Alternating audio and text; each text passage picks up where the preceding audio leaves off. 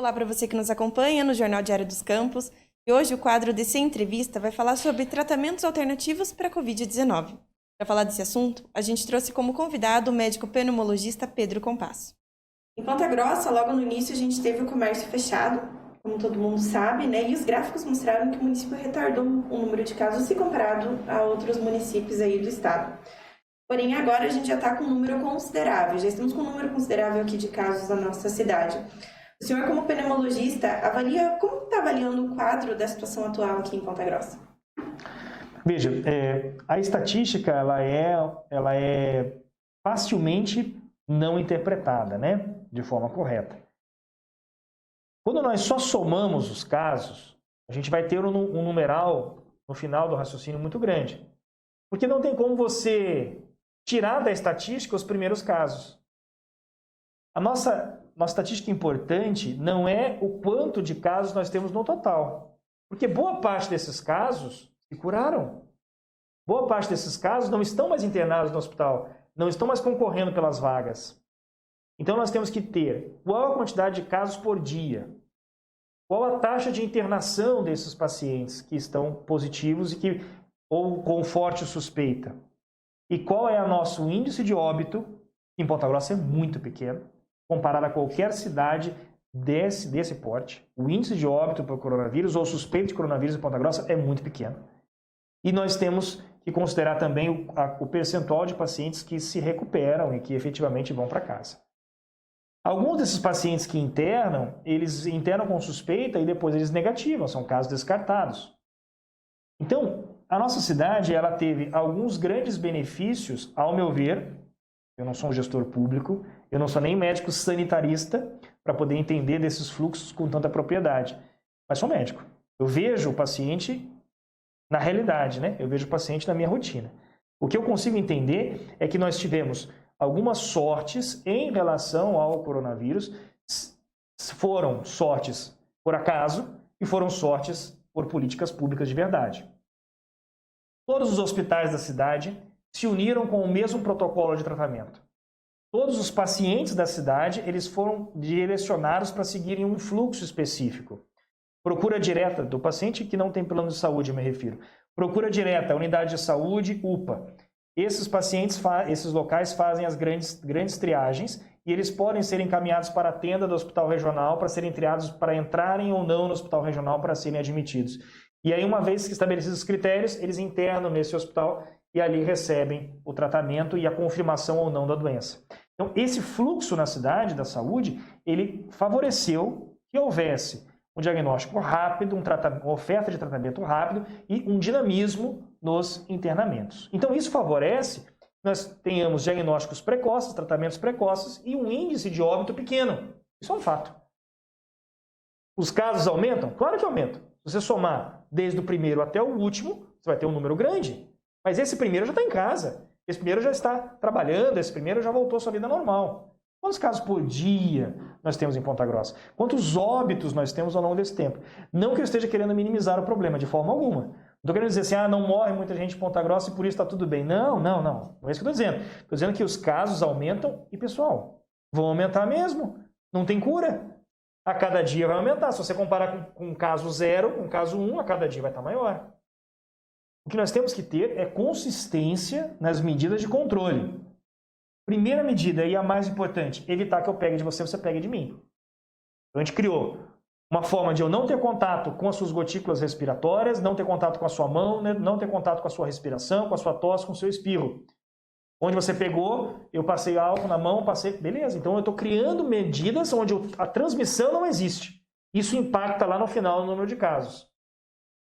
Claro que, mesmo com isso, os casos estão aumentando. Então, nós sabemos que usar máscara não deixa ninguém imune. Usar álcool gel não deixa ninguém imune. Distanciamento social não deixa ninguém imune. Mas diminui a taxa de transmissão, o que impacta no final no número de casos. Infelizmente, nós temos uma capacidade limitada de recursos para atender as pessoas que internam. Isso é um fato. Por mais que o governo do estado tenha favorecido a abertura de novos leitos de UTI, novos leitos de enfermaria, por mais que o hospital regional e os serviços públicos e os hospitais privados, cada qual tem aumentado a sua oferta de trabalho para combater o coronavírus, todos esses lugares, eles têm uma capacidade. E nós estamos chegando num momento muito, muito próximo, acima de 90% de ocupação. Aí você vê, falando, mas os leitos já estavam ocupados antes, nós já tínhamos superlotação nas UTIs. Sim, pessoal, mas nós criamos mais leitos. Eu estou me referindo à taxa de ocupação dos leitos novos. Eu estou me referindo à taxa de ocupação dos serviços dedicados à Covid. Então, hoje nós temos UTIs novas, nós temos enfermarias novas com mais de 90% de ocupação. A taxa de ocupação ela permanece alta porque o período de internação é longo. Todo paciente com síndrome respiratória aguda, ele interna e espera internado. Se ele for suspeito Covid, ele já recebe o tratamento, e aí são vários. A gente está falando de antibiótico, está falando de cloroquina, está falando de vermectina, de corticoide, de anticoagulação, de oxigênio, de ventilação mecânica, e daí é uma outra live, um outro dia, se a gente for falar de tratamentos hospitalares para Covid. Mas cada paciente recebe o tratamento de acordo com a sua condição. E o resultado do exame fidedigno, esse do LACEN, que é o PCR, ele vai sair dias depois. Esse paciente já recebeu o recurso, já se investiu nele tempo e recurso financeiro para que ele melhorasse, e às vezes o resultado sai 5 dias depois e o resultado do paciente é negativo. Mas então ele não tinha coronavírus? Outro problema. Parte dos nossos testes tem resultados que não representam a verdade. E não é culpa de ninguém.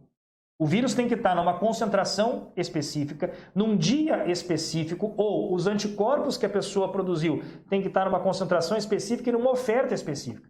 Se eu pegar o sangue da ponta do dedo, eu vou ter uma oferta diferente de anticorpos do que se eu pegar de uma veia aqui de cima e centrifugar e fazer o exame do plasma. Se eu fizer o exame do PCR lá com o cotonetão que vai lá atrás, dependendo da quantidade de secreção que a pessoa tem e o dia que a pessoa está. Então eu te falo que hoje os testes, eles não representam a verdade. Ou porque não estamos testando.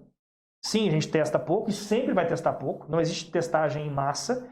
E mesmo que houvesse, ela não representaria a verdade.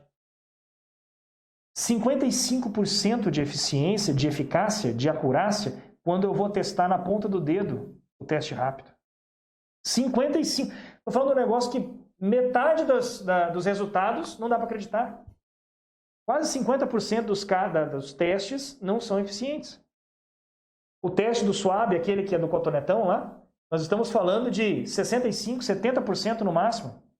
Então, muitos pacientes são internados com forte suspeita, a gente usa a tomografia, usa outros recursos, são internados com fortes suspeitas, recebem o tratamento da Covid, no final o teste der negativo, eles não saem do isolamento, eles não param de receber o tratamento, por quê? Uma pecinha aí entre o paciente e o exame.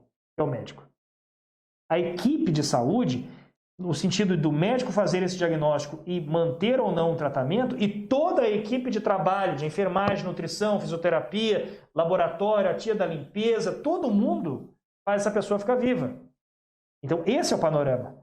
É um exército trabalhando para salvar as pessoas.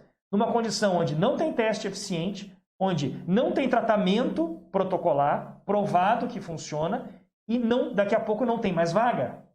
Esse é o panorama que você me perguntou. Herói não é o jogador de futebol. Herói não é o cantor sertanejo. Herói não é a pessoa do Big Brother. Herói é aquele que se arrisca, mesmo em condições inadequadas, a salvar a vida das pessoas. E a eles, nosso respeito.